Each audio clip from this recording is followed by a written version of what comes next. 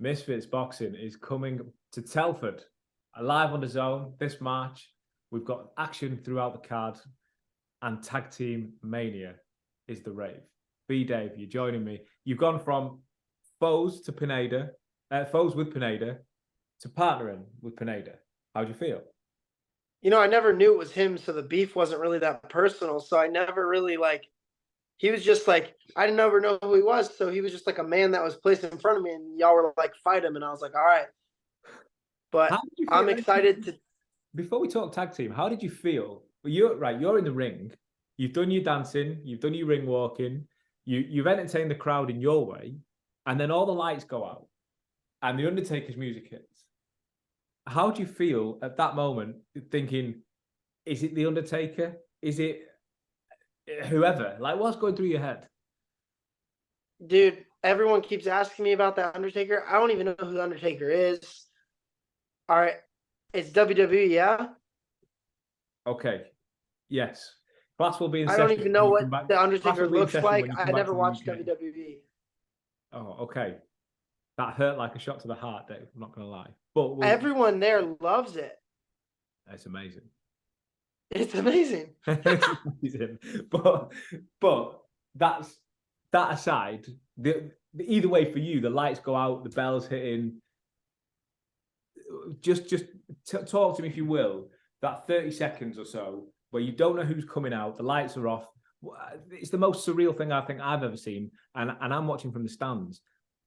How is it for you? I was just thinking, who the fuck is this fella? But no, I don't know. I had already been thinking about it for like the weeks prior, or not the weeks, but like the week I had prior, I was thinking about it. So, I mean, it was like, oh, it's here, like looking. And then this long ass son of a bitch comes walking down the hall. And I'm thinking, fucking hell, the reach on him. What did you know of Pineda before the week? Like, I mean, I assume you'd seen the KSI fight. What did you know about Lewis Pineda? I didn't watch much. I watched the KSI fight like when it happened, probably like that week that it happened, but I wasn't too keen on watching it. But I remember like having watched the KSI fight that I really remember this after the fight now that I think about it. Yeah, But yeah. he's like Pineda, like, oh, I don't want to give too much away because I don't want to give too much away about how Pineda fights because we're about to fight some guys and I need him to do good. Yeah, fair play, fair play.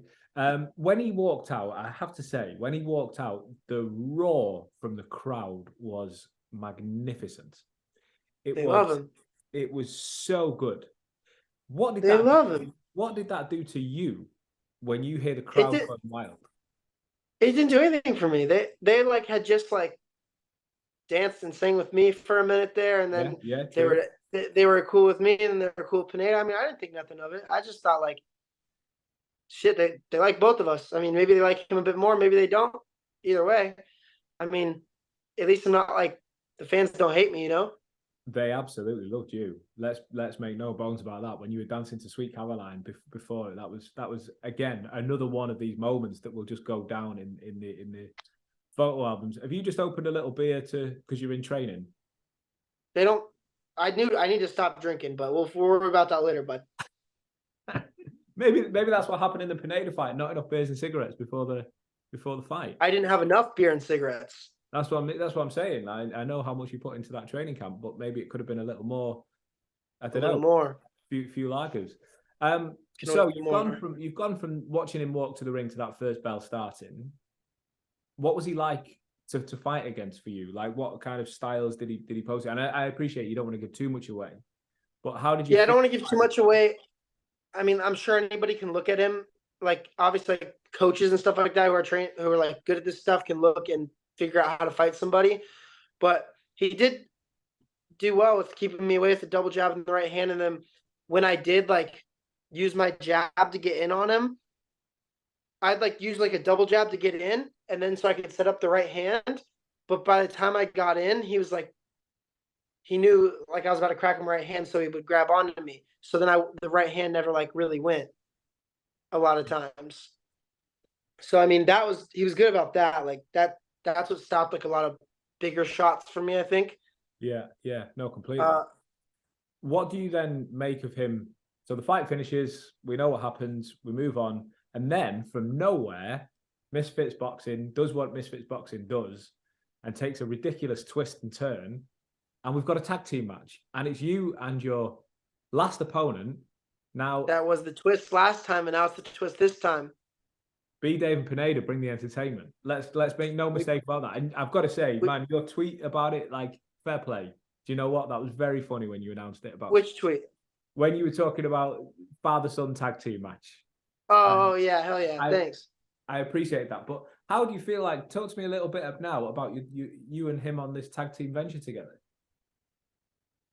Dude, I'm excited. I really want to talk to him, but I haven't gotten a hold of him yet, and I don't know why. Maybe he actually doesn't like me in real life because I have never spoken a single word to him except for in the ring. I was like, "Good job, bud." Like after he kicked my ass, you know.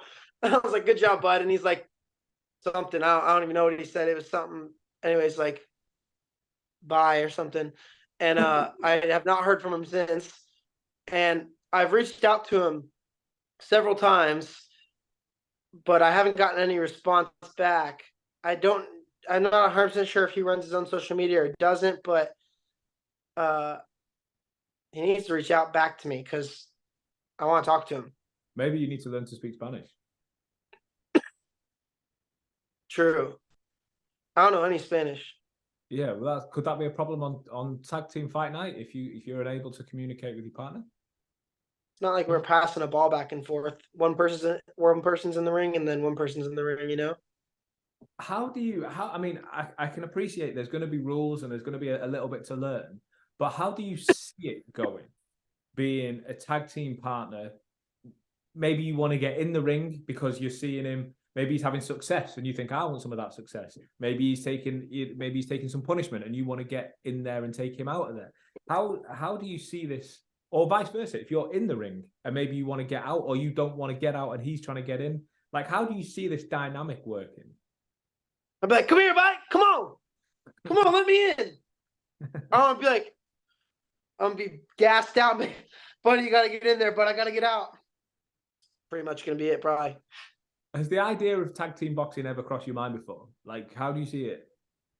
You see it? Well, I mean, we run like in the Jackrabbit. We like sometimes do like tag team sparring where we can like tag out, like just like normally though, not like for this fight yet. And how does it work in tag team sparring? It's just like at some stage, I'll get tired and I'll be like, "Get me out of here," and then I'll go and I'll work my way towards my corner and tag him, and then the guy will stop punching me for a second. He'll pop in, and then they'll go, "All right, fight," and then they'll just go blah blah blah blah. I've got to say, Dave, I have the utmost respect for yourself because you took the mystery opponent. It must have been at fairly short notice as well. You took the mystery opponent. It was like 10 days. You've taken the tag team match when no one can really predict where this is going. Are you the definition of living on the edge? You are signing up to things that it is impossible to know how it's going to play out. You got to be tough when you're stupid. You know, you just got to be tough when you're stupid. Like shit, I'm not that good of a boxer, but I'm a bit tough, so fuck it. I mean, anyways, we're just gonna go in there and fight them. Like, yeah, anything can happen. I'm not really exactly sure what's gonna happen, but like, I doubt they can knock me out. So, what do you know? What do you know of your opponents? Too fantastic. I just watched their fight like this morning, and I called Stromedy out like a year ago before I was like boxing for real. Okay. But I called him out a while ago, and we've gone back and forth on the internet a few times. And then he had like him and my best friend had like beef for a while. Do you rate on the internet? Or one half of an opponent? What'd you say? Do you rate him as an opponent, or at least one half of an opponent? Do I rate him? Yeah, how high? Like, what do you think as a boxer? given that you've seen him fight? What do you think of him as an opponent? Do you think he's any good? Dramedy? Yeah. Yeah, I mean, he doesn't look too bad. Like, I'm sure, I don't know if he's like as tough and grit as me, but I think that, yeah, he can box a little bit. Like, I haven't seen any new footage of him, but he could box a bit back then, so I'm sure he can box a bit now. So what happens now, Dave, in between now and fight night? What happens? How are you training any differently, anticipating any changes in your pre-fight workouts? What happens in between now and fight night? You already know what the fuck I'm doing, buddy. I'm gonna go deer hunting next week in Missouri. Shoot me a deer. I feel like that's too strenuous. You need to get back on the beer and cigarettes. No, I'll be drinking while I'm toting guns out and stuff, shooting deer. Yeah, that's in the manual, isn't it? You should drink while you're handling firearms. That's what they say. I personally don't handle firearms sober. I think that's very irresponsible. That's an interesting way of looking at it. You can't bring that to the ring, though. So in terms of preparation, beer, cigarettes, sparring, firearms. Yeah, no, man. Gonna go for some runs. Just got my running shoes here. Gonna go over to the gym for a bit. Maybe punch some things. Hang out with the boys there a bit. I'm eating healthier. I started with a nutritionist. Okay. Now, before we go any further, could you define healthier? Because there is healthier like salads and proteins, and there's healthier like more beer and cigarettes. So define healthier. I'm trying to get down in weight to like so I can get my fight weight down to 154 by like maybe like May or something like that. In a few months, like at least like 3 months, I want to get down to like 160 walking around. Right now I'm walking around like 170. Yeah. So I started with a nutritionist, and look, I have a salad right here. Fair enough. I've been eating, like, counting my calories and stuff like that, trying to get lighter. So that's what I did with some of the fight money from London. Okay. Well, that's good. Listen, that's a great investment. We look forward to seeing this journey. I think we're going to see a lot of Bdave through the Misfits journey. Tag teams and mystery opponents aside, I'm sure you start having a run of fights and, like you say, aiming for that weight class. I'm guessing it's a bit early to start looking at specific opponents, given that you already have one fight coming up. Yeah, I have this one coming up, but like the guy that I had on my radar was Dramedy. So since we're doing this, I got to find somebody else. Wow. I got to find somebody else that's like kind of a closer match to me, because there's like a lot of people above my level that'll kick my ass. Like I don't want to go fight like 160, like Jay Swingler's 160, right? Yeah. The name I was. But he'd flatten me, so I'm not gonna go fight him right now because that doesn't make any sense. Like I gotta get better and keep working up. So I try to fight, even if I did lose again, like at least I want it to be like closer. You know, I'm not trying to go get flattened.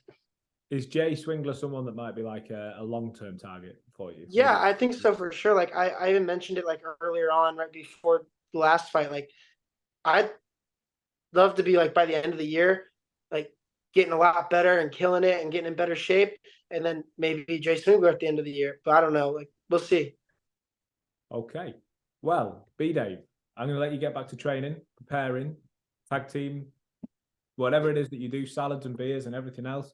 I wish you nothing but health through fight camp, and we'll see you in about a month in Telford in the UK. Hell yeah, I'm excited to be there, bud. My mate, I will speak to you very soon. Bdave, thank you very much. Cheers, brother.